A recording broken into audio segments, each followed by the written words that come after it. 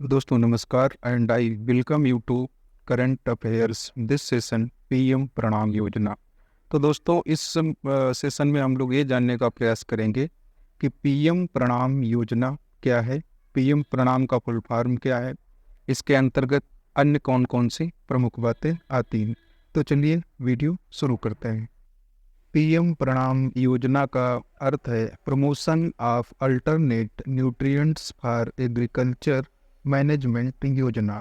PM प्रणाम हिंदी में इसका अर्थ हुआ कृषि प्रबंधन हेतु वैकल्पिक पोषक तत्वों का संवर्धन।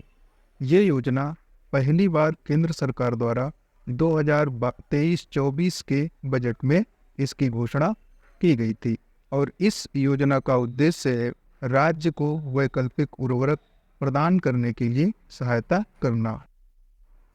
पीएम प्रणाम योजना का उद्देश्य, इस योजना का उद्देश्य जैव उर्वरक और जैविक उर्वरकों के साथ उर्वरकों के संतुलित उपयोग को प्रोत्साहित करना है। जैसा कि हम जानते हैं कि रासायनिक उर्वरकों पर सब्सिडी का बोझ पहले ही 2022-23 में लगभग 2.25 लाख करोड़ रुपए था। तो इस योजना के माध्यम से, मतलब कि पीएम प्रणाम योजना के माध्यम से रासायनिक उर्वरकों पर सब्सिडी का बोझ कम करना भी इस योजना का उद्देश्य है। योजना का वित्त पोषण, तो पीएम प्रणाम योजना का वित्त पोषण कैसे होगा? इस योजना के लिए अलग से कोई बजट का प्रावधान नहीं किया गया है।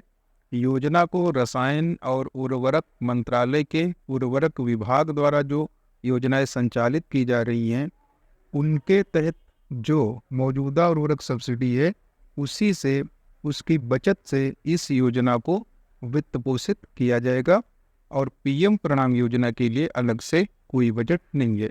अगर प्रश्न ये आता है कि क्या पीएम प्रणाम योजना के लिए अलग से बजट की व्यवस्था की गई है, तो इसका उत्तर होगा नहीं। पीएम प्रणाम योजना के लिए अलग से कोई बजट नहीं है।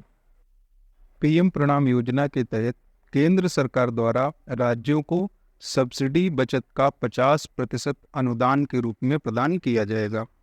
अब ये जो 50% अनुदान के रूप में प्राप्त होगा, इसमें से 70% का उपयोग विभिन्न स्तरों पर जो राज्य हैं वो वैकल्पिक उर्वरकों के उत्पादन इकाइयों के तकनीकी उत्थान और उनकी परिसंपत्तियों के निर्माण में उपयोग कर सकते हैं।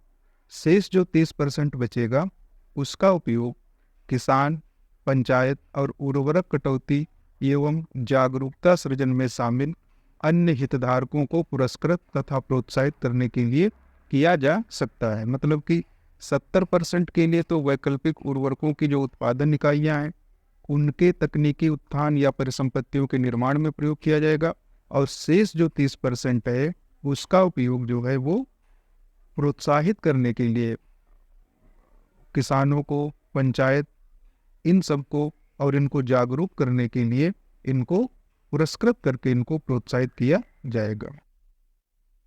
उर्वरक कटौती की गणना, किसी राज्य द्वारा यूरिया की खपत में कमी की तुलना जो है वो पिछले 3 वर्ष में यूरिया की औसत खपत से की जाएगी और ये गणना सब्सिडी बचत और अनुदान के लिए पात्रता को निर्धारित करेगी। मतलब इसी गणना के आधार पर सब्सिडी बचत और अनुदान निर्धारित किया जाएगा।